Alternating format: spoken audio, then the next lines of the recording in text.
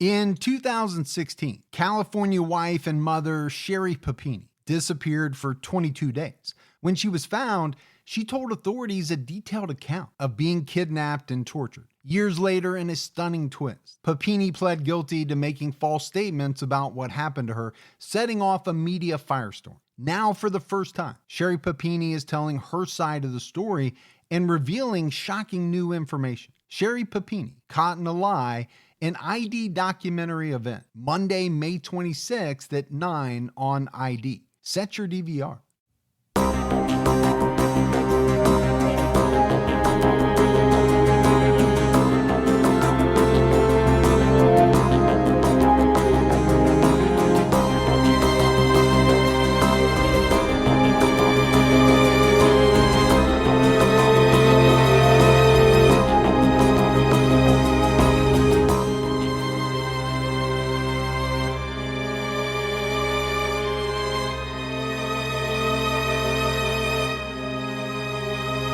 Hello, everyone, and welcome to episode 250 of the True Crime All the Time podcast.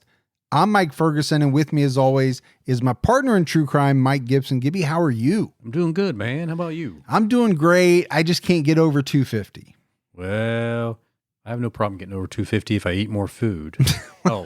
I mean, 250 episodes. Oh, okay. You know, you and I have really been trying to do a good job of shortening the intro. We have. To get to the story quicker. This one might be a little longer because I want to ruminate a little bit over 250 episodes. That's a lot of episodes. You know, we're also getting ready in a couple of months to come up on our 5-year anniversary. We are. So you think about that, right? 250 episodes. That's just on True Crime All the Time. Right. Add in Unsolved, add in what I do with More Fun Criminology. It's a ton of episodes. It is. And 5 years. It seems like it's flown by. Thank goodness. Thank goodness you and I having so much fun. Yes.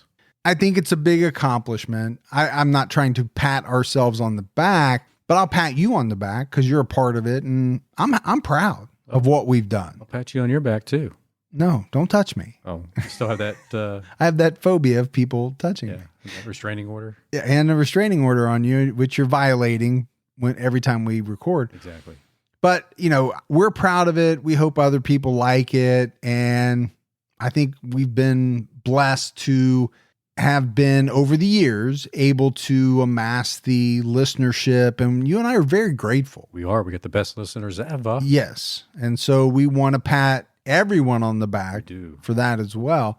We've got some Patreon shout outs. Let's do those. We had Gretchen Schultz. Hey, Gretchen. Acacia Batten. Ooh, Acacia. Erica Walters jumped out at her highest level. What's going on, Erica? Lisa Gray. Hey, Lisa. Danica Degree jumped out at her highest level. Danica. Teresa Aslan. Hey, Teresa. Ray Ray. What's going on, Ray Ray? Sarah Rodriguez jumped out at her highest level. Hey, Sarah. Cassidy White. Hey, appreciate that, Cassidy. Joseph Tatmina jumped out at her highest level. What's up, Tatmina? Leah Smith. Hey, Leah. Melissa Larson jumped out at her highest level. Hey, Melissa. Michelle Walraven. Walraven. I like that. Edith White. Hey, Edith. Becky Thrift. What's up, Becky? Flores Homestead jumped out at her highest level. What's going on, Flores? And last but not least, Lois Galloway also jumped out at her highest level. Wow, appreciate that, Lois. And then if we go back into the vault, Gibbs, this week we selected Lil Winchester. Well, thank you, Lil. So we appreciate the new support, the continued support. We had some great PayPal donations as well. Angelique wanted to wish her hubby, Carson DeCrona, happy birthday. Well, happy birthday, and thank you, Angelique. Talia Milliner. What's going on, Milliner? Lauren Porter. There's Lauren. And Sue Lewis. So we appreciate all that. Yeah, thanks, Sue. Gibbs, you and I just got done doing our weekly Patreon episode, and we spent the bulk of it talking about 9/11. We did. And the fact that 20 years has gone by since the attacks. So, you know, if you're on Patreon, make sure you check it out. If you're not, now's a great time to sign up. We put something out every week. We put some stuff out every month, full-blown episodes. We're getting ready to hook Gibby up to a lie detector test. We are. That's coming up in a few weeks. You can tell from my voice, I'm so excited about that. It's on order. I'm waiting for it. So Gibbs, I did want to let everyone know that you and I have switched companies for True Crime All the Time Unsolved. Now, switching companies, there's a lot involved with it. I won't get into it. We thought maybe we'd be ready to put out the episode this Sunday. It doesn't look like we're going to be. So I'm putting it out on TCAT because a lot of people listen to both to help explain why there's no unsolved episode and why we didn't say that on the last unsolved episode. It's really because we thought we would be ready to go, and we're just not. Yeah, makes sense to me. All right, Gibbs, are you ready to get into this episode of True Crime All the Time? Man, I am ready. For episode 250, we wanted to pick a bigger case, a more well-known killer, and this is someone who we have received countless requests to cover, really going all the way back to when we started the show. Pretty big name. Yeah, we're talking about Donald Pee Wee Gaskins, a serial killer from Florence, South Carolina. Now, if you look at all of his confessions, and if they are true, he murdered maybe as many as 100 people throughout his lifetime. That's a pretty big number. That is a huge number, and it would put him in, I hate to say the word elite category, because it's not a good thing. It would put him up in a very notorious tier. There you go. Maybe that's a better way to say it. Yet, Gibbs, this was a guy who used his nickname Pee Wee and his unassuming stature to his advantage. Really, people underestimated him his entire life, which allowed him to hide his true nature, which was that he was a sadistic killer. Pee Wee kidnapped, tortured, raped, possibly cannibalized, and murdered his victims before dumping their bodies in snake and alligator infested swamps. You and I have done a number of cases where killers have made the decision to dispose of bodies, let's say in a body of water or swamp that was known to be infested by alligators. Okay, it's gruesome. When you think about what those alligators would do to a human body, it also makes the investigation into those murders very difficult. Oh, for sure. Yeah. In early childhood, Pee Wee definitely showed signs of antisocial behavior. And as he got older, he has said he felt urges. These were urges that he couldn't resist. He has described them as a need for blood. Okay, sounds like a frog demon to me, and we'll obviously get into it. Did you just touch your frog demon? I did. On the desk? I was like, there's the frog demon right there. So in this part 1 of 2 of the Pee Wee Gaskins episodes, we'll talk about his childhood, his life of crime before he became a killer, his first murder, and what Pee Wee calls his coastal kills. That's how messed up this guy is, Gibbs. He has named certain segments of his murderous life. He's got categories. Yeah. And I just think it says something about him, but we'll get into it all. So Gibbs, the state newspaper out of Columbia, South Carolina, they interviewed a man who had served a prison stint with Gaskins. Now, obviously, this was after Pee Wee was apprehended for the final time, but they quoted this man as saying, if you put Pee Wee out in a desert with a frog and a cactus, within a couple of weeks, he'd know something that the other needed and he'd get it for them. Truly, if he had been a legitimate businessman, he'd have been a genius. He also had the kind of personality that could sell Eskimos snowballs if they were sitting on snowballs. But in conversations about certain things he'd been hurt by, you could feel the anger and venom coming out of him. Evidently, the venom found a direction when he got to the point of taking people's lives without blinking an eye. So I thought this was very telling, and it's kind of how I wanted to start this episode, even though timeline-wise, this happens way later. Sure. But I think it gives you a lot of insight into Donald Pee Wee Gaskins, because this is a man who shared a cell with him, spent a lot of time with him, probably knew him pretty well, and was able to break him down.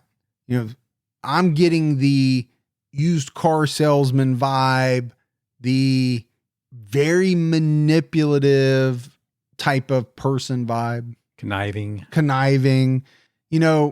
How many times do we talk about killers, really, especially serial killers?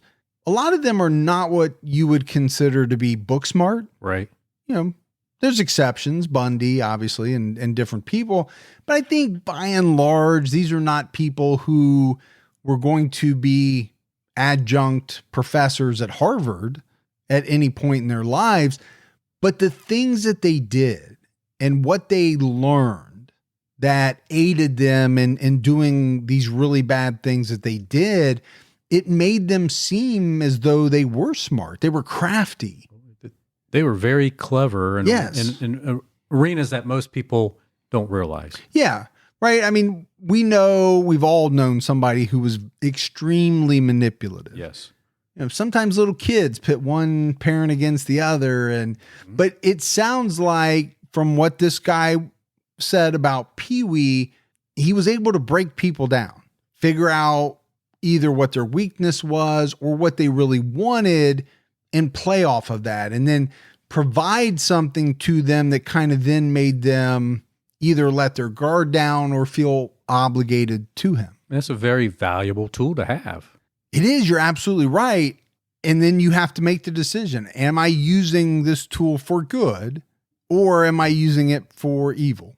And unfortunately, I think a lot of people make that decision with a number of things. Yes. So, we're going to talk about Pee Wee's childhood. The problem I found with really his biography is that it's full of inconsistencies.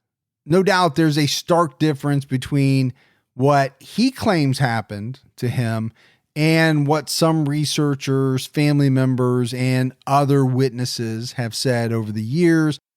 So I think what's best to do, Gibbs, is to present all the details we have and some of the different accounts of Donald's childhood. University of South Carolina researchers wrote an article on his life because of the lack of research that was out there on Gaskins. They compared multiple biographical sources and they created a chart comparing different facts about his life. In the 1990s, Pee Wee co-authored a book titled Final Truth, and it contained some of the only published biographical information about him. That was until other researchers started writing books and articles after he died.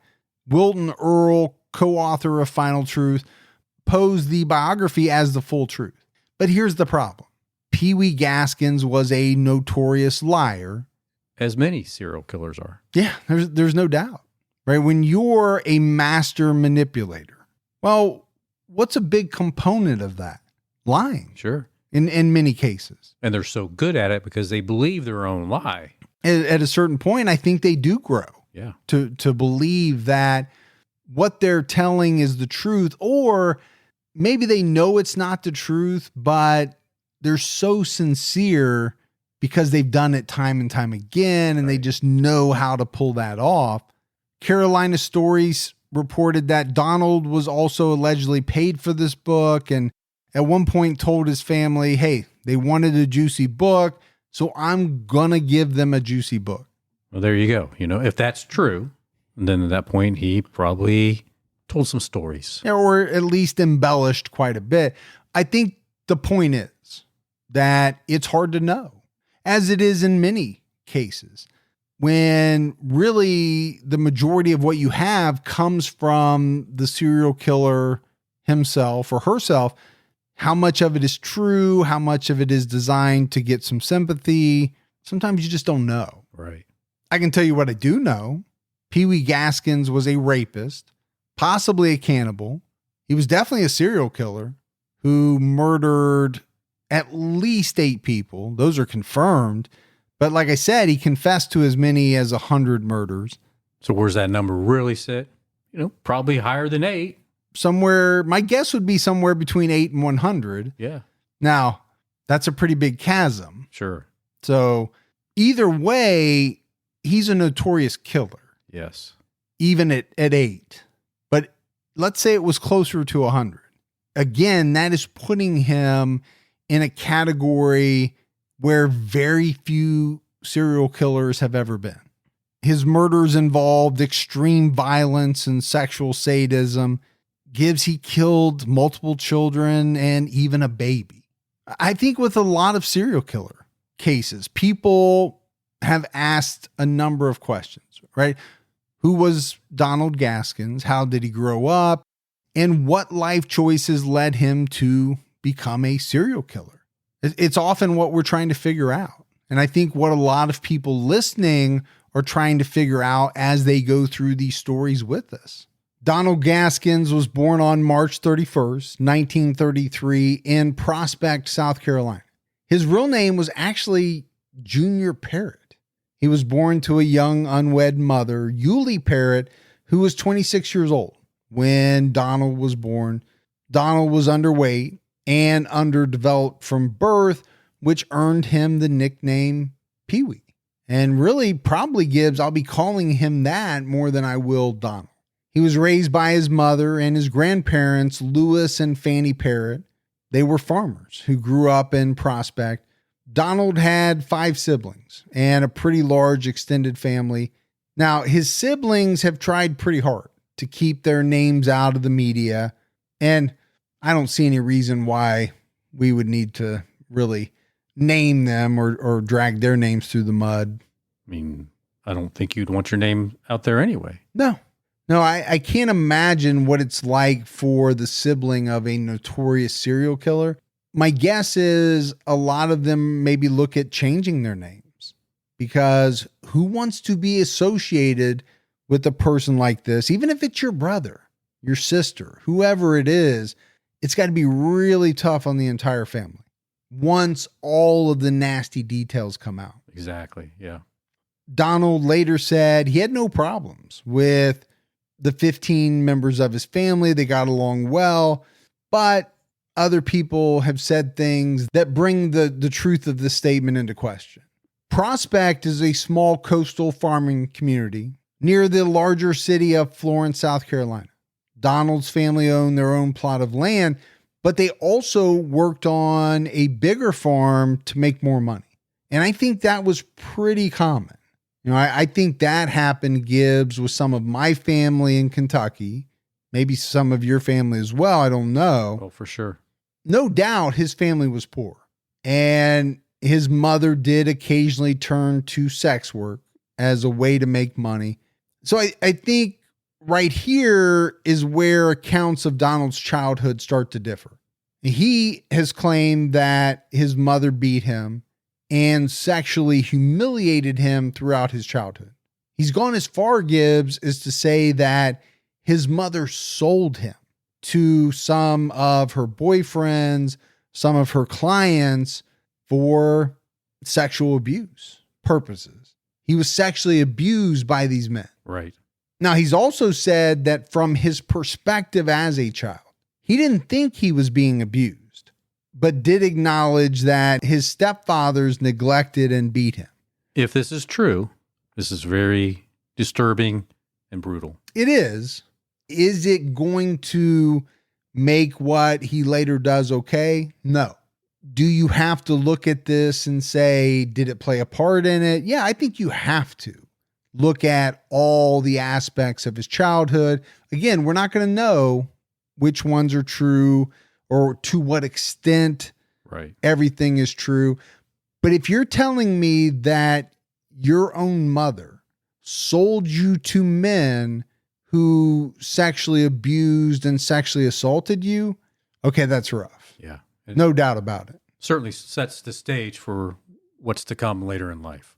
Donald's daughter, Shirley, participated in a documentary produced by the Real Crime YouTube channel. She gave information about her father's early life. She told the producers, most of my family was good Christian people. The Parrott family were considered decent, church-going, and hardworking people. And I think you see this in many cases, right? The killer says this: Other family members come out and say, no, it didn't happen that way. Now, did it happen that way and these people didn't see it? Could have. Or does a killer embellish what happened to themselves during childhood, maybe to garner some sympathy? Again, this is where we don't know, but we have to give all the different details. The one thing that almost everyone agrees on is that Pee Wee was a badly behaved child. His mother told Pee Wee's daughter, Shirley, that he was always doing something he wasn't supposed to be doing. So his uncles and grandparents always had to beat him because he wouldn't listen. I mean, that's what they did back then, right? If you don't listen to me, I'm going to have to get that switch. Or that switch. I don't know what a twitch is, but let's go with switch because that's what I got hit with. Exactly. But you're right. You know, that was, hey, I'm telling you what to do or what not to do, and then I'm going to give you to the count of 3. You can either comply or you're going to get beat. Yeah. And in a lot of cases, that's how people did parent back then. Those parents back then wouldn't understand what timeout means. No, there probably wasn't a lot of timeouts in this household. Now, the one thing that I did read was that his mother couldn't ever hit him. She just couldn't do it. But Donald did confirm over the years that his aunts and uncles hit him with switches if he made them angry. It's also been reported that Donald was spoiled as a child and he got whatever he wanted because his family thought he was a cute little kid. They just had a very hard time saying no to him. Okay, I can relate to that. I try to be a good parent, but I also worry that sometimes I cross the line into spoiling. Now, my kids are great kids. I think you would back that up. Do they get spoiled from time to time? Yeah. I don't think there's any doubt about that. See, I thought you were going to go a little bit different with that story. I thought you were going to talk about how you were spoiled by your mom. Because I was an only child. Exactly. And you were spoiled. I was spoiled. And I'll tell you why. So as an only child from a family of divorce, I think I was spoiled because I had 2 different sides kind of, I don't want to say vying because my mom and dad got along really well. Right. But it was 2 groups. So 2 Christmases, multiple sets of grandparents. So yeah, in a way, I do think I was spoiled. Well, I mean, let's not forget you were a charming kid. Yeah. Again, you know, like Pee Wee was a good looking, cute kid, charming, manipulative. Yep. All that. Sums you up. But, you know, in seriousness, I think, you know, probably back then at an early age is where Pee Wee learned to use this to his advantage and really how to manipulate or play on others. Yeah. I mean, once you figure out how it works and how good it works, why wouldn't you want to continue it and reap the benefits of doing what he was doing? Well, I think you're making the point exactly. Once you find out that you can get what you want by doing things this way, and here's the mechanics that I have to go through to make it happen. Okay, why would you not want to try to get whatever it is you want? Now, kids try to manipulate their parents day in, day out. But most parents say, hey, I know you're trying to manipulate me. Cut it out. Yeah. You can't have this toy. You're not getting a toy every time we go to a store or whatever it is. I always say, hey, you can't manipulate the manipulator. No, you were the kid laying in the aisle at Kmart, banging his fists on the ground, face down. Yeah, kicking my feet. Yeah. While the blue light was going off. Exactly. So master manipulator, right? That's what he became. I don't know at what point, but obviously we know he started that at an early age. Now, I will say most people who knew him as a child have come out and said, Gibbs, that his claims of abuse are not true. And they've also said the real problem is that he was never disciplined and never had any boundaries. You got to give kid boundaries. Yeah, well, we've seen what happens when you don't, right? We've seen in some of the stories that we've profiled. What happens to kids when there is no discipline, no boundaries? That's not good. Obviously, abuse is not good, but you know, there's somewhere in the middle right, that is good parenting. Sources agree that Donald had multiple stepfathers throughout his childhood. Donald never knew his real father, but he believed his father was a wealthy and esteemed farmer and store owner named Henry Gaskins. Henry was married and had children, but it's not known if he was really Donald's biological father. But this is the exact reason why Donald changed his name from Parrot to Gaskins as an adult. So if you were Henry Gaskins, you're probably wondering why this Pee Wee is taking your last name. Well, especially if you're not his dad. Yeah. Yeah, you would definitely be wondering why he's doing that. And then obviously later on, when everything comes out about him, you're like, that's horrible. Yeah. That my name is now associated with this vicious killer, especially if the guy wasn't his dad at all. Donald started to show signs of antisocial behavior in kindergarten. Yeah, that's early. It's early, but it happens. You know, he was bullied in school. He was often physically assaulted by the bigger and older children. They taunted him. They bullied him. They called him Pee Wee. You know, it's been said that he got in a fight almost every day. But I think the other thing that happened beginning around that same age, kindergarten age, was that he started torturing animals. Well, to the point that it got the attention of his teachers, which they made several reports about. Yeah, we've told a lot of stories, rough stories, about the abuse of animals by some of these killers. You know, Donald was said to be fond of pulling the legs off of frogs. I read one report, Gibbs, where he would pull one leg off just to see how a frog would jump around without that leg. Yeah. That's sick. That's twisted. This is a kindergarten. Yeah, well, yeah, this is at a very, very young age. He killed baby birds. He would snap their heads off. So again, this is some really, sick stuff. It's also a very bad sign. Now, I will say this. I have received a number of emails from some listeners who said they had a compulsion, that's what they called it, to torture animals when they were young. They're not proud of it. They're not happy about it, but they grew out of it and they went on to love animals, lead a very productive life. So I think it's interesting when we get that type of feedback from people who are willing to be so open and honest, because the torturing of animals is never good by anyone.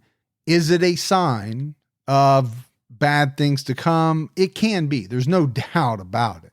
Does it mean that your son or daughter, whoever's going to turn out to be a killer? No, it doesn't mean that. It's not a good sign, though.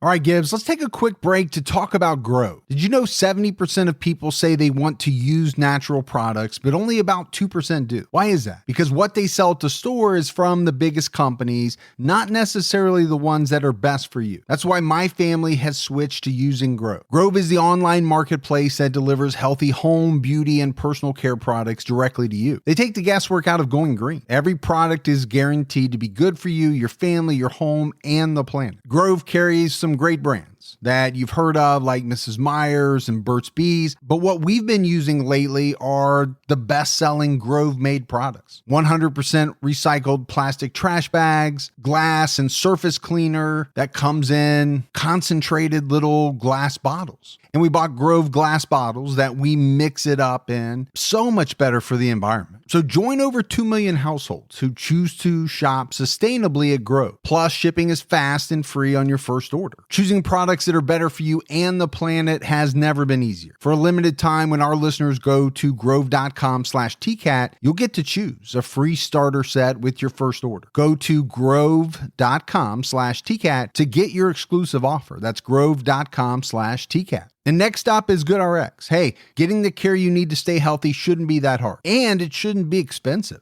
Everyone should be able to afford their medication. So check out GoodRx. They help me find the lowest price on my prescriptions every time. With GoodRx, you can instantly compare prices for your prescription at every pharmacy in your neighborhood and save up to 80%. That's 80%, Gibbs. GoodRx is free and easy to use. Many times, it's cheaper than using your insurance copay or Medicare. With GoodRx, you can find discounts for your prescriptions at over 70,000 pharmacies like CVS, Kroger, Walgreens, Rite Aid, Vons, Walmart, and more. GoodRx is the #1 most downloaded medical app, and millions of Americans use it to get affordable healthcare every month. I've been using it for quite a while now. I even got my mother-in-law using it. She was amazed at how much money she is saving with GoodRx. So start saving up to 80% on your prescriptions today. Go to goodrx.com/TCAT. That is goodrx.com/TCAT. goodrx.com/TCAT. GoodRx is not insurance, but can be used instead of insurance. In 2020, GoodRx users received an average savings of over 70% of retail prices. Pee Wee's life of crime started when he was just about 11 years old. Before he ever committed a murder, his criminal record consisted of assault and battery, accessory after the fact, murder, interstate transportation of a motor vehicle, rape, carnal knowledge of a child, and multiple escape attempts. So, he headed down that bad path very early on, and he just never got off of it, right? He never turned around. He never changed direction. He just kind of went down that path. Yeah. He dropped out of school at the age of 11, got a job at a local garage. It was at that garage that he joined up with two other young criminals, Danny and Marsh. They both had also dropped out of school early. The group called themselves the Trouble Trio. Okay. I don't know if that's great advertising for your gang. You're kind of tipping your hand there. Yeah. That, hey, look at us because we're about ready to start some trouble. No, we didn't do anything wrong, officer. Not this Trouble Trio gang. The trio spent the next couple of years burglarizing homes and businesses, and Gibbs, they sexually assaulted other boys. And when they did sexually assault boys, they threatened those boys with more violence if they told the police. They also stole cars so that they could drive around and hire sex workers. So a lot of stuff going on at a pretty young age. Yeah, I mean, they're stealing cars, they're intimidating victims. They're hiring sex workers at like 11, 12, 13 years old. The Trouble Trio broke up after the gang raped one of the members' younger sisters. And there's no doubt that Donald had a big hand in it. He was only 13 years old when he committed this act of extreme sexual violence. So basically what happened was they lured this little girl into their hideout and they attacked her. The girl told her parents what happened, and, all the boys' parents beat them until they bled. Again, things that, most people don't do today, right? We don't beat our children until they bleed. But back then, that type of corporal punishment was, I think, fairly common. Belts, switches, paddles at school. You and I have talked about that. And probably almost expected in an instance like this. Well, I mean, let's look at the gravity of the crime. Danny and Marsh left Florence, South Carolina after this incident, but Donald stayed and he continued committing crimes alone.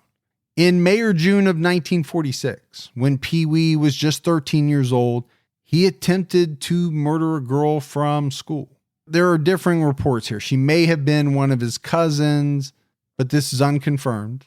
What she was not was one of his cousins. That much I know is true. I think we still have to find out if that's ever been confirmed. No, I think the jury's out on that. Okay. But what happened was he broke into her home, but she caught him in the act. As he was loading up items that he was stealing from the house, Donald may have tried to distract her by making some sort of sexual advance.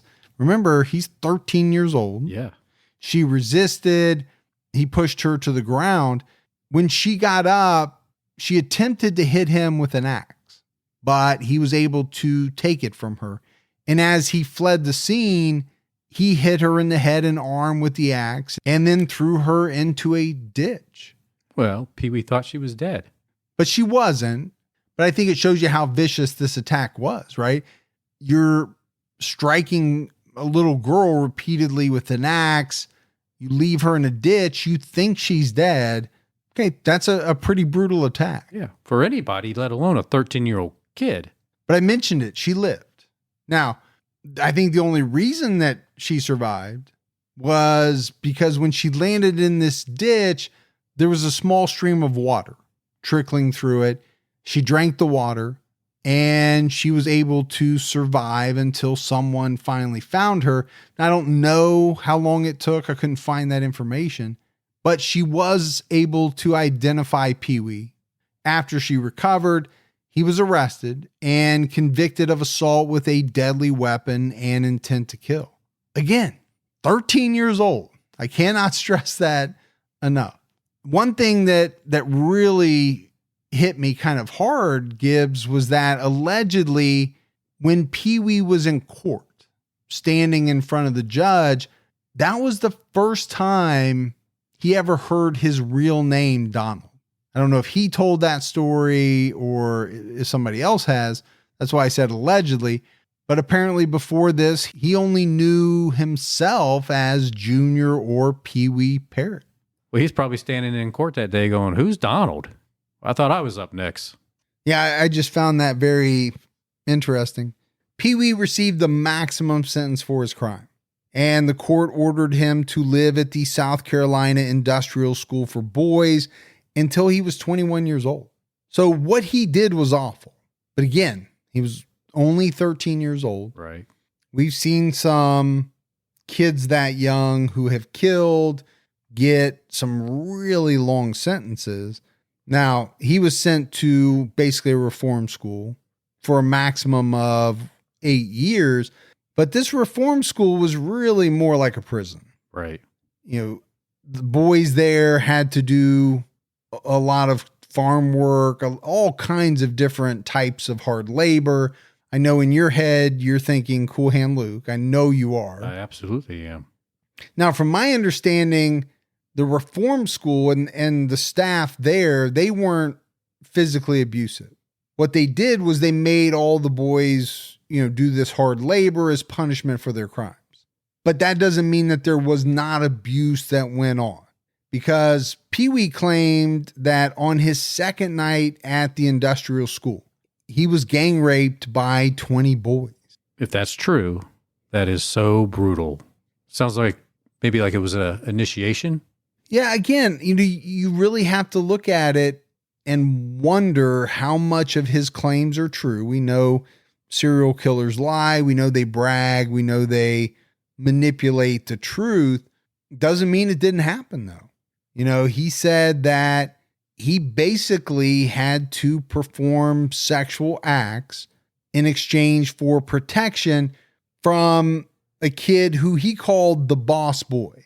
So this was probably an older kid, a bigger kid who was kind of the leader of the pack. Yeah. This boy apparently picked Pee Wee out as his sweetheart, which essentially just meant that he was forced to do whatever this kid wanted him to do. Pee Wee claimed that this kid traded him as a sexual object for cigarettes and other things around the school. And according to him, the abuse lasted 4 or 5 years. So again, that's brutal. Like you said, that's not right. That should have never happened. Now, he never should have done what he did. No, he shouldn't have. Either. And while he's in there, he does the same thing. He starts to abuse and sexually assault other kids younger than him. Well, now he claimed that he had to do that, right, in order to be respected by the other boys. But, that's kind of hard to wrap your head around. If you're suffering so much abuse, you know what it's doing to you, how can you turn around and perpetrate that on other kids? Right. It seems like it would be hard to do. Now, he's also claimed that in order to get respect, he attacked a larger boy with a hammer, hit him in the knee, and bit his ear off, which we call a Mike Tyson. We do. Again, you just don't know what's real, what's a story. It's tough to know. Pee Wee did escape 4 times from the school. When he was 15, during one of his escapes, he joined a traveling carnival as a mechanic. We know how much our carnies love us. Yeah. So he became a carny, which my thought is, especially back then, that was a good way to lay low. Yeah. Carnivals move around. Were they all that particular, what your background was, what your real name was? Maybe not. Probably not. Pretty interesting, though, that he was a mechanic at age 15. Again, I don't know how much they checked into age. I don't know how much they checked into what claims you made. Yeah, I'm a mechanic until the tilt-a-whirl goes flying off in the middle of Podunkville, USA with, 15 people on it. That's true. Guess I used the wrong bolt and screws on that thing. I know you were really bummed when you got turned down to be the pixie dust spreader on the tilt-a-whirl. You're still kind of upset about that. Never really let that go. But it was at the age of 15, while he was traveling around with this carnival, that Pee Wee married a 13-year-old girl. The marriage didn't last long. Somehow, at least the way Pee Wee tells the story, his fellow employees at the carnival talked him into finishing out his sentence. So obviously at a certain point, they must have known, or maybe he even told them that he had escaped. He was on the run. They said, hey man, you got to go back, finish this out. And he did. On February 28th, 1950, Pee Wee was due for release. The head of the reform school wrote a letter to the superintendent of the California State Hospital. It read, Dear Dr. Odom, the subject was committed to this institution on June 18th, 1946 by the Court of General Sessions of Florence County under indictment for assault and battery with intent to kill. He pled guilty to this charge and was sent here until he reaches the age of 21 years or until otherwise discharged by law. We are not attempting any diagnosis, but we are sure from our dealings with abnormal delinquents that this boy is antisocial and there is something in his past development that is preying on his mind. We are requesting psychiatric treatment and proper placement in view of the fact that we are unable to adjust this boy to a group. And so I know that's a lot. That's a mouthful, but I wanted to read that because basically you have the head of this reform school saying, I think you need to reconsider. This boy's got a lot going on. To set him free, to let him loose may not be in the best interest of the general public. At the very least, this person is asking for some psychiatric treatment, placement in a proper facility. You think any of that happens? No, of course not. But boy, were they right. Oh yeah. There's no doubt that this guy had Pee Wee pegged, but of course they had a lot of dealings with him over the 4 or 5 years that he was there. Pee Wee was set free on his 18th birthday. And when he got out, he found out that his wife, who he'd married while he was in the carnival, she had divorced him. She was already remarried. So he got married to a local girl whose name is really hard to find. I couldn't find it in any of the sources, but they didn't stay together long, Gibbs. And it didn't take long at all for Donald to return to a life of crime. Yeah, how often we see this. People just don't get reformed and they go back to their old ways of doing things, back to the life of crime. Yeah, I'm just not sure how much reform work was actually done. I'm not even sure how much of it happens today. I really don't know. But I do think a lot of these people, when they get out, they just don't know what else to do. I mean, Gibbs, this kid dropped out of school when he was 11 years old. Right. He doesn't have hardly any schooling. Now, was he a mechanic? Could he have gotten a job at a service station or a body shop or something like that? Probably. But outside of that, what do they really teach him besides a lot of physical labor stuff? Yeah, I think, he probably looked at it as, I've done this before. I know it works. I can get some money. This is what I'm going to do. And not to mention the fact that he's, we'll probably talk about it, but he's got a frog demon that is, churning up these urges to do some really horrible things. Donald's defense attorney later on in his murder trial was a guy named Grady Query. Query spent 12 years with Pee Wee interviewing him for his book, Pee Wee Serial Killer or Homicidal Maniac, Volume 1 and 2. Now, this guy described an adult Pee Wee as intelligent, polite, and completely unremorseful. And we'll talk about it probably more in part 2, but eventually Pee Wee admitted to and then attempted to justify every murder of which he was accused in the days leading up to his execution. But I think what was interesting about Query's book is it really kind of contributed to this reputation that Pee Wee got as the meanest man in South Carolina. He wrote that Donald was a true sociopath. The only rules he acknowledged were his own, and if you broke his rules, your life might be the price. Pee Wee was a killer apparently devoid of conscience. I'll tell you right off the bat, to me, that describes so many people we've profiled. It really does. Your rules don't apply to me. I've got my own set of rules because your rules would keep me from doing what I want to do. And if you get in my way, I'll kill you. And I think the lack of empathy, the lack of conscience, it goes right with it. Right? It's like flipping a switch. I'm controlling whether you live or die. And if I make the decision that you're going to die, makes no difference to me. I'm going to go on with the rest of my day. Yeah.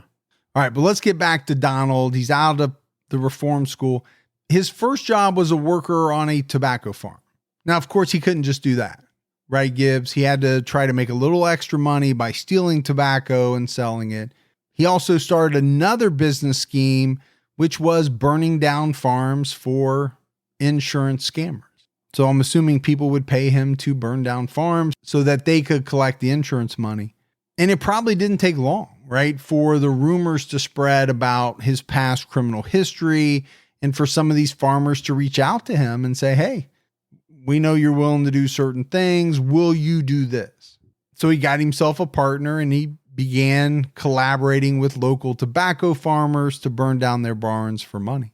Now, of course, Donald would get a little bit, a cut of that money, but it didn't take long for people to start to suspect that Pee Wee was the kind of the mastermind or the person that was committing all these fires. You have an abnormally large amount of barn fires in a very specific area. Right. You have a guy who is well known for being a prolific criminal. Well, who are you going to think right off the bat is responsible? Good old Pee Wee. Good old Pee Wee. Just 1 year after his release from reform school, Pee Wee was back to committing violent crime. In 1952, at the age of 19, he attempted to kill another girl. This teenage girl was the daughter of his employer. And I guess what came out was that she was teasing him about burning down barns. And at one point, she threatened to report him to the police. Well, that turned out to be the wrong thing to do.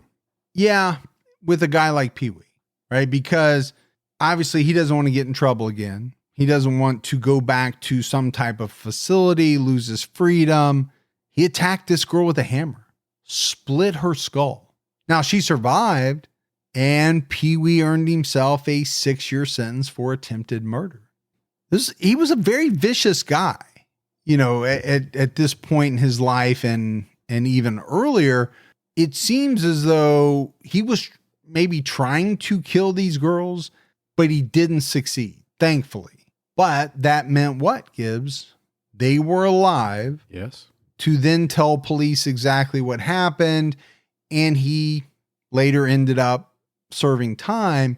What have we seen with so many killers? At a certain point, something goes off in their mind saying, I can't keep leaving people alive to turn me in. Right. I need to make sure I finish it. And I think we're going to see that with Pee Wee as well. Don't let allergy season slow you down. Get common allergy meds for as little as $15 with GoodRx. So you and your family, pets included, can stop allergy symptoms before they start. GoodRx is free and easy to use. Just search for your prescription on the website or the app, compare prices, and get a free coupon to show your pharmacist. Save at over 70,000 local pharmacies nationwide, including Walmart, Walgreens, CVS, Publix, Kroger, and many more. Check GoodRx before every trip to the pharmacy to save up to 80% on both brand and generic medications. And did you know GoodRx rewards you for saving money too?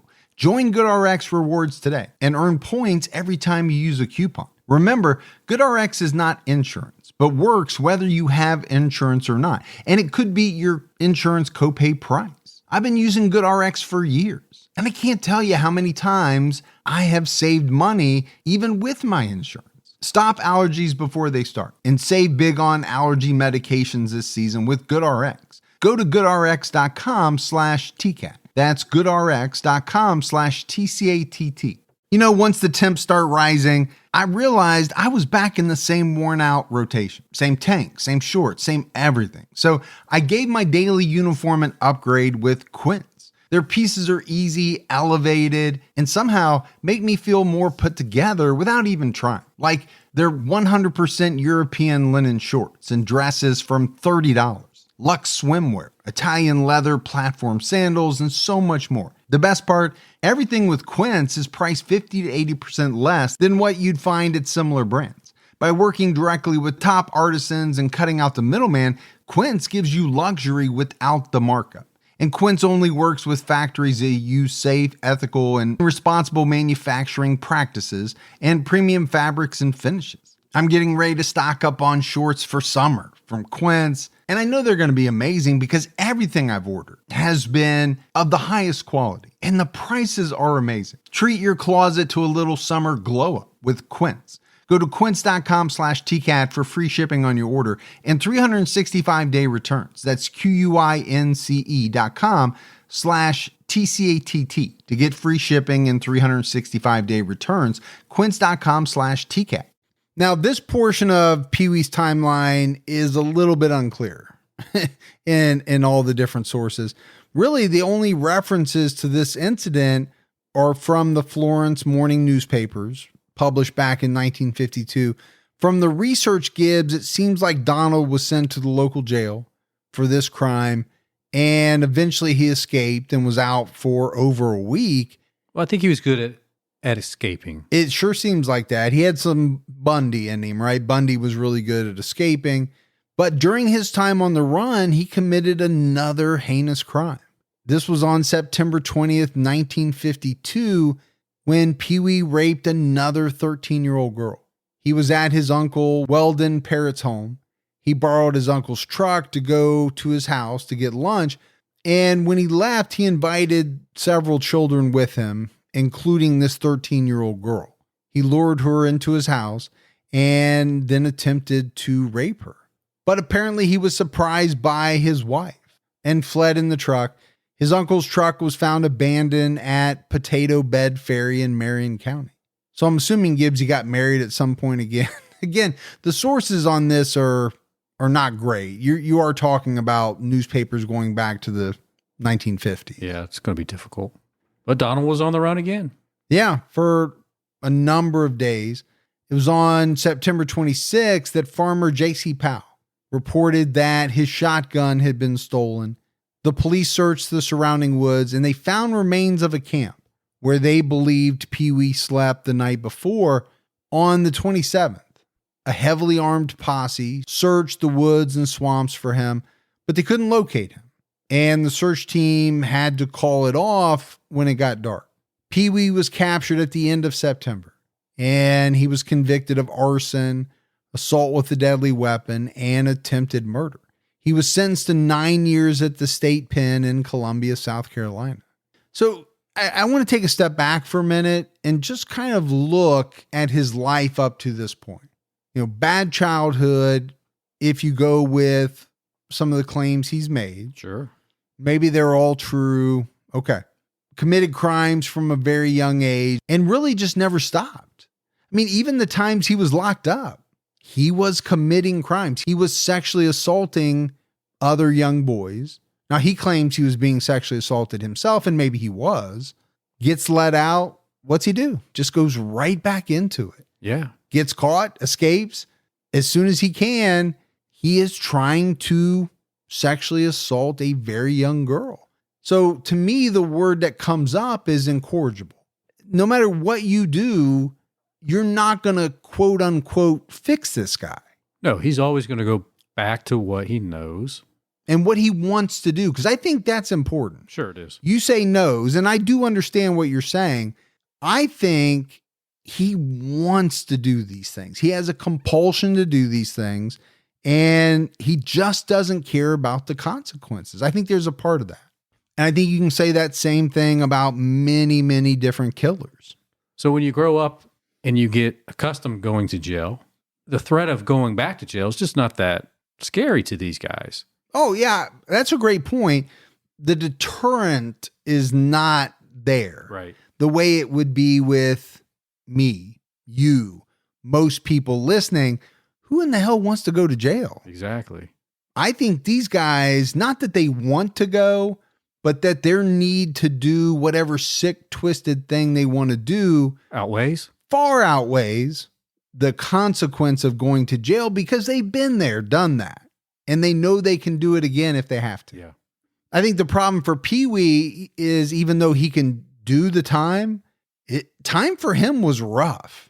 In the reform school, the same thing basically happened to him at the state pen.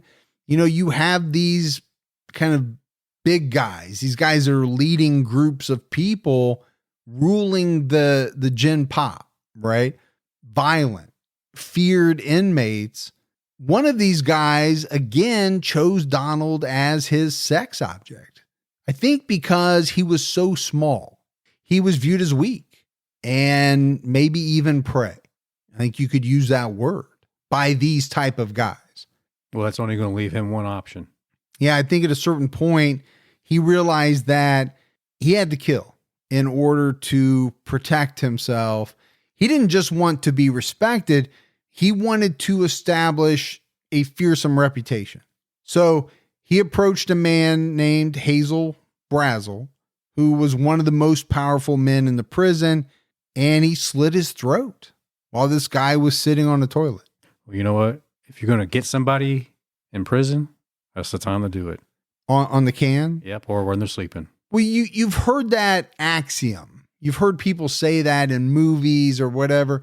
You know, as soon as you get in there, you find the biggest guy and you go after him. That will get you some instant respect. Donald somehow claims self-defense.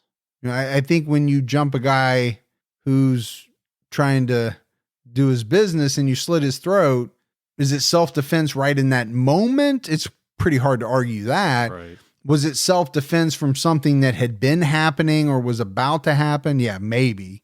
But he got 6 months in solitary confinement.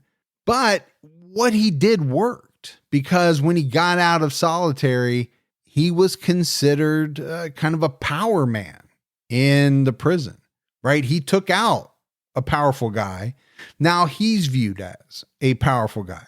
So this elevated Pee Wee to the top ranks among the general population. From that point forward, no one really messed with him. Again, his life inside became much easier because he had some respect. Yeah. And it cost him, what, an additional 3 years to his sentence? Yeah, I think originally they added on 6, but they later knocked it down to 3, something like that. But yeah, 3 years. He was able to use the fact that people underestimated him to his advantage. We talked about that, right? After this murder, prison psychologists who examined him determined that there was nothing wrong with Pee Wee, except for the fact that he was just plain mean. I don't know if that's an official diagnosis, but that's what they came up with, right? We're not finding any indications of mental illness. We're not finding this. We're not finding that. This guy's just a mean SOB, and he wants to hurt people. I'm trying to think of the name of that movie where that guy's like, "You're just mean." And you probably won't get this one because it's Whoa, who would? You are really giving me a lot to work with here. You're just mean. You're just mean. You just I can see it. Oh, I'm sure you can. All right, I'm not going to get this one, so let's not drag it out. All right. I think we're going to have to call that an L and move on. So while Pee Wee was in prison, he made a number of successful prison escapes. Like you said, Gibbs, he was pretty good at escaping from prison. He really was. In one of them, he rode inside a trash barrel that ultimately transported him outside of the prison. That's like some damn Superman thing where Lex Luthor comes up with the plan. Right. But hey, it worked here. It did. Didn't take him long for police to find him at the Trouble Trio's old clubhouse. Of all places. Of all places. That's where he went. So I said it, right? A number of prison escapes. During some of these, when he escaped, he camped out in the Florence woods for months at a time.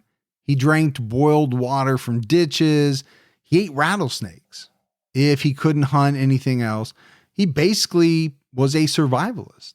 He was playing Survivor without the $1 million jackpot prize. He sometimes used women for a place to stay, for sex, and for protection. Somehow over the years, Pee Wee married 6 women and had 2 children that he was aware of, Shirley and Donald Jr. 6 women. That's kind of a large number when you think about the fact that probably a lot of this time he's on the run from the law. Exactly. But still able to meet women. Mark Jones, author of Palmetto Predators, Monsters Among Us, wrote, "The number of times Gaskins escaped from authorities would be humorous, if not for the horrific consequences of him being a free man." And I get that, right? You could look at this hiding in a barrel and getting transported out of the prison as almost part of some type of comedy. The problem is we know when he's on the outside, he's doing really bad things. Exactly. Yeah. So it would be humorous in a vacuum, but not when you know what the results are of him being outside. In 1955, Pee Wee's wife divorced him for unknown reasons. Well, we don't know what they are, Gibbs, but I think we can speculate. The guy was doing bad stuff. He was a convicted felon. At one point, he got married again. That marriage only lasted 2 weeks. After a second prison escape, he became involved with a woman named Betty Gates. Again, how's he meeting all these women? I don't know. He's a player. That's a perfect word for it. They traveled to Tennessee to bail out Betty's brother. When Donald came back to their hotel room one day, he found out that the brother was actually Betty's husband, who had recently escaped from prison. And this turned out to be bad for Pee Wee because the police found them both, 2 convicts, and they both got sent back to prison. So maybe this explains why he's able to meet some of these women. Maybe. He's not meeting them at church, right? Well, that's for sure. They've got their own things going on. Donald was released in August 1961, and he went back to Florence. He burglarized homes in his spare time. He worked with a traveling minister as a driver and assistant. So you would think, okay, he's trying to turn his life around. Now, basically what this did was it made it easy for him to travel to different towns, to burglarize houses without getting caught. Well, by the time they might have figured it out, he's gone. And are they really going to look that hard at a guy who's assisting a minister? Maybe not. By 1963, he was back in prison for raping a 12-year-old girl. And we have to talk about it. Why is he getting the chance? Why are they letting him out so that he's able to continue raping very young girls? At a certain point, and I'll use the word again, right? Incorrigible. Somebody in authority has to look at this guy, look at his track record, his criminal record, and say, maybe this is one person we don't want to let back out. Right. He needs to be a lifer. On June 8th, 1964, during an arraignment, Donald escaped from a second-story window of the courthouse. He basically used a makeshift rope that he fashioned out of a prison mattress cover. Okay, Bundy Jr. Yeah, a little Bundy-esque. It snapped when he was pretty close to the ground, but he fell, he hurt his leg, but he managed to run for about a block. He stole a car and he ran into the swamps to hide out. The sheriff's deputies sent bloodhounds to find him. And apparently while they waited for the bloodhounds to do their work, they took a nap in their car. Okay. Probably not perfect police work. Well, they certainly got a surprise when they woke up. They did. They woke up to a message written on the back of the windshield that said, Pee Wee was here. Pretty embarrassing the next time you walk into the station. I'm sure those guys were the butt of a few jokes. At that point, the FBI got involved with the search and they added feloniously fleeing to his charges. Shouldn't that just be there automatically? You would think. A felon who flees, they got to get some kind of charge, right? Right. Pee Wee was free for 9 weeks. And during this time, he traveled to North Carolina, South Carolina, Georgia, Florida.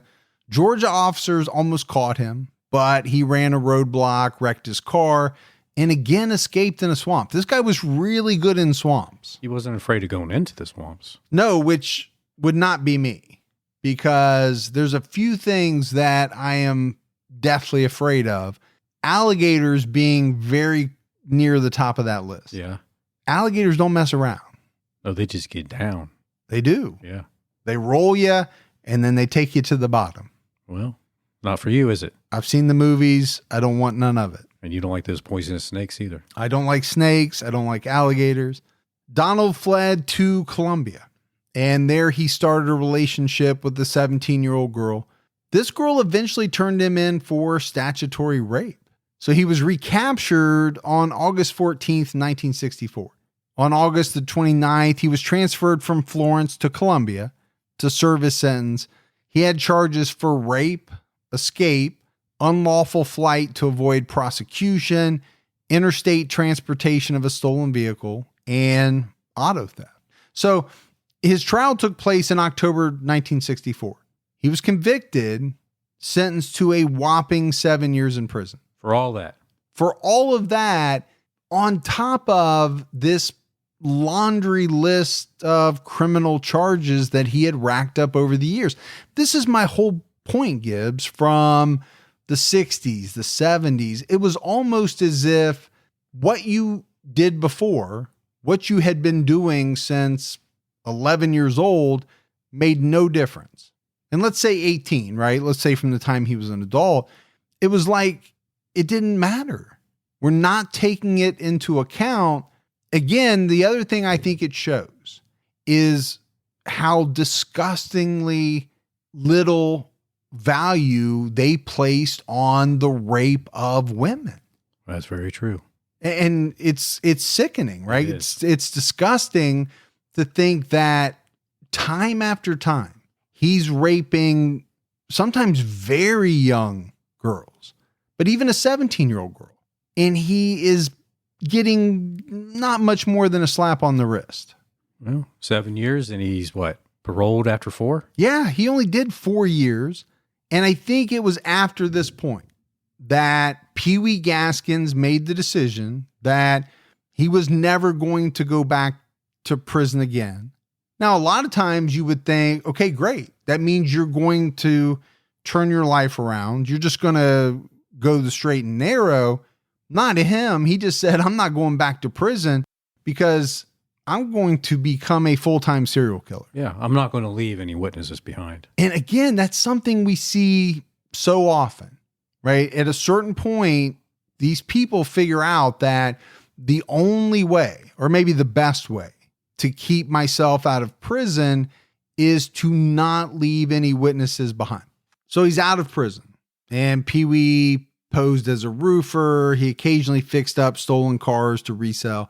I think to a lot of people in Prospect, it seemed like he was reformed, but obviously we know that's very far from the truth. In 1969, Pee Wee began hunting for victims along South Carolina's coast, and these murders would be what he would call his coastal kills. So he traveled up and down the roads, picking up hitchhikers. He tortured them and dumped their bodies in the marshes, making sure to weigh them down so that no one would ever find them. Now, Gibbs, nobody would find out about his, what he called coastal kills until his arrest in 1975. Obviously, we're going to cover, more of that in part 2. Well, that's where the 80 to 100 people come into play, right? Yeah, I think at that point, he eventually confessed to his daughter Shirley that he murdered 80 to 90, maybe 100 people. I guess she begged him not to tell her any of the details. She didn't want to know, but he said he had to get it off his chest. This is information that Pee Wee also told Wilton Earl, co-author of Final Truth. So Pee Wee liked to visit the local hardware stores, but he wasn't going there for any type of business purpose. He went there to pick out tools to torture his victims with. He claimed that he murdered somewhere between 10 and 12 hitchhikers each year. And in his confessions to Shirley, he said that every so often he would get the urge to see blood. That's the way he put it. He called himself a vampire. And basically what he said was that every few weeks, he began to feel anxious. He got shaky, and the feelings wouldn't stop until he killed someone. So you and I talk about, a frog demon.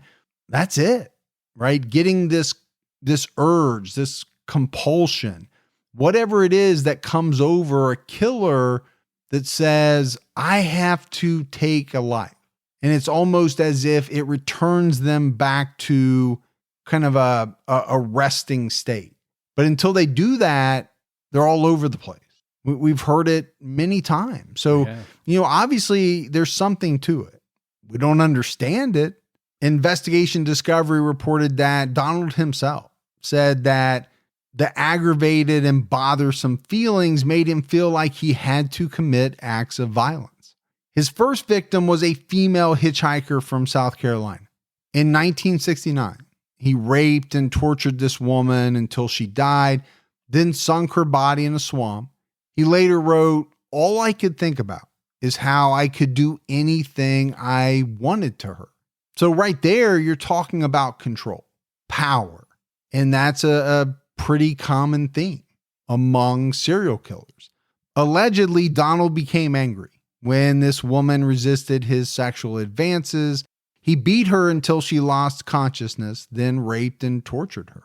So Gibbs, we talked about the fact that he made the conscious decision to kill. And once he started, that was it, right? He began a pattern of picking up both male and female hitchhikers, torturing them and murdering them. He stabbed, strangled, suffocated, and shot his victims. He then mutilated the bodies. He may have cannibalized some of them. He castrated some of the male victims.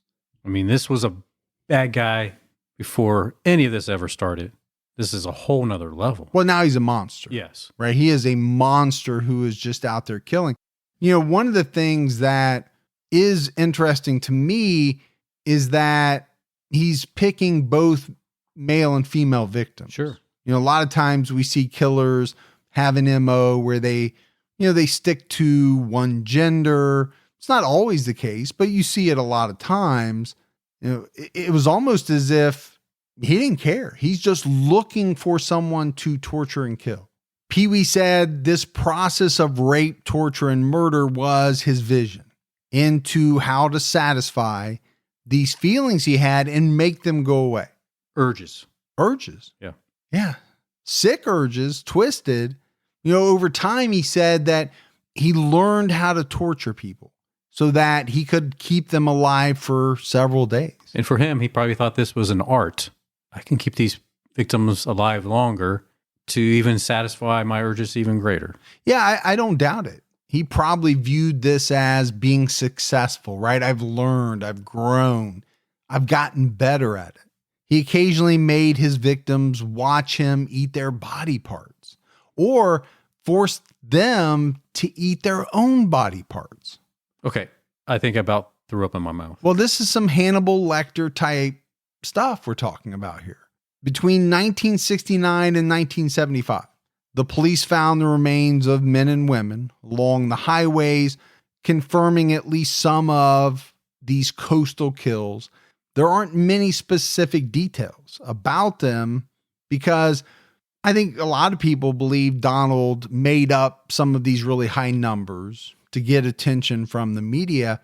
But these coastal kills, as he called them, eventually led into what he called serious murders that began in November 1970. I mean, break that down for a minute. You're telling me these other things that we just talked about were not serious murders? There's more heinous, brutal, gruesome stuff to come? Well, I think he referred to these coastal killings as his recreational weekend fun. Yeah. This was just like what he did on the weekend. Yeah. Like, a lot of us play golf. You might go bowling. You might go sailing, fishing, whatever it is. He's going out on his coastal kills. Yeah. I'm going to capture, torture, and then eventually kill somebody. That's my weekend, guys. But then he gets into what he calls these serious murders because I think in his mind, Gibbs, Pee Wee had some serious debts to settle because, these weren't going to be just random people, right? In these cases, he killed people he knew that he felt had wronged him, owed him money. It was different. Doesn't make it better, but to him, this wasn't just simple pleasure as some of the other murders had been, or to control or satisfy, whatever was welling up inside him. Right. He was going to kill with a purpose. Yeah. Yeah. He had a purpose for these murders. And one of his first serious murder victims would be his own niece. So we'll get into that in part 2, as well as his other murders, how he was finally caught, his trial, and his execution. But no doubt, this guy was an absolute monster, and we still have a lot to go. Yeah, he made me throw up there towards the end. Thank you. Yeah, and I had to witness that. Yeah. And you're welcome. I'm scarred now. But that's it for our part 1 on Pee Wee Gaskins. More gruesome stuff to come next week, man. We got some voicemails. You want to check those out? Let's hear them. Hi, Mike and Gibby. It's Rebecca from Iowa again. I'm still door dashing and listening to your podcast. I was just calling because I had heard of somebody call in about asking to hear about the McMartin preschool case, and I still hadn't heard anything about that. But I grew up in Southern California, so I grew up around the neighborhood where Richard Ramirez was at. So that was frightening. We all were scared about him at the time. But a big one that did scar me for life was that McMartin preschool case. It was crazy. And as a little kid growing up out there, you're like, what? The grandma and the grandpa? What? So I was just wondering if you guys had enough information on that. If you ever were going to do that, that would be cool. But you just mentioned about how there's certain cases we all hear as kids that really impacted us, and that was one of them. But it's great to hear you guys. You guys are still awesome, and keep your head on a swivel and keep your own time ticking, and I can't wait to hear next week. Okay, see you soon. Bye. She's so excited. She is happy. Love it. So the McMartin preschool case is one that has always fascinated me. It's on the list. It's been on the list probably since we started the podcast. Again, sometimes I just kind of forget about things. Right. I see something else that piques my interest. We'll definitely do it. There's no doubt in my mind that there's plenty of information out there. For sure. It could even have to be more than one episode because there's so many things to that case. Hey, Fergie, this is Matt from Memphis, Tennessee, and I'm calling because I want you to cover the case of Holly Boba from Darden, Tennessee, and I would honestly also like you, I know you did it on criminology, I would like you to cover Ted Bundy with Gibby, please. You two guys are awesome. I love you guys. Y'all are great. But yeah, Holly Boba from Darden, Tennessee, and Ted Bundy, please. Yeah, both cases are definitely on the list. A lot of people want us to cover Bundy, but for me, Gibbs, there was so much that has come out about him lately with the Netflix movies and the different books and things. I don't know. I felt like, obviously every podcast at some point does Bundy, and we will definitely cover him, but I kind of probably am putting some distance between all the stuff that's been on him lately.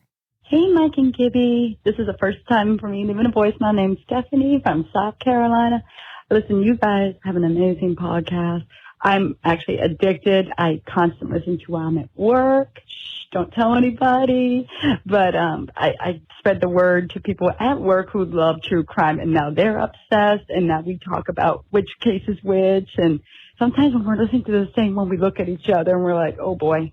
But anyway, I love you guys to death, especially Gibby and your laughter, your humor in between such the seriousness of the situation with these cases. It kind of makes it easier to listen to because some of these cases are just horrible to hear. But with your humor, it makes it a little easier. But there's a case here in South Carolina. It's a bit solved and somewhat unsolved. The Heather Elvis case. As you know, she was taken by a former boyfriend and his wife, and they never found her body. But both of them are in prison right now for her disappearance and possible murder. And maybe you guys can look into that case. It hit this area of Myrtle Beach very hard, and it was shocking and sad, especially for the Elvis family. I can't imagine what they're going through, not knowing where their daughter is. But, yeah, I'm Team Gibby all the way. Sorry, Mike, but, yeah. But anyway, love you guys. You have a good one. Bye-bye. She says she's from South Carolina.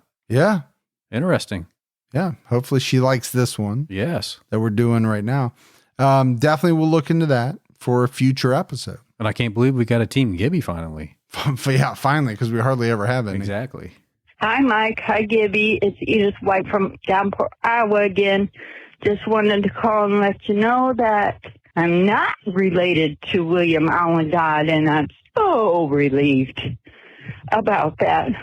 Well, keep up the good work, guys. Love the show. Just became a Patreon and love the extra content on the website. I didn't realize how much extra content there was.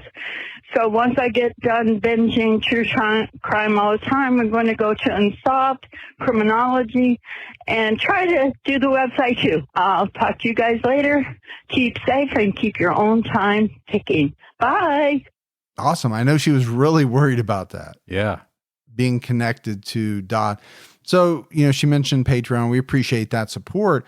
There is a lot of content. There is out there. And a lot of people are surprised when they actually get on to find out how much stuff is there. And when you're there, if you can find the little tiny cowboy hat and click on it, it takes you to the special Rex West page. It does. Oh, all right, buddy. We had one thing in the mailbag. Melody Bilderback sent us in a care package. She sent you some Twizzlers and playing cards. She sent me some Dukes. So obviously she listens to the show. She knows what we like. Absolutely. And she also sent me a Harley Challenge coin. Ooh, so like that. We're in the money. We are. Loving it. All right, buddy. That is it for another episode of True Crime All the Time. So from Mike and Gibby, stay safe and keep your own time ticking.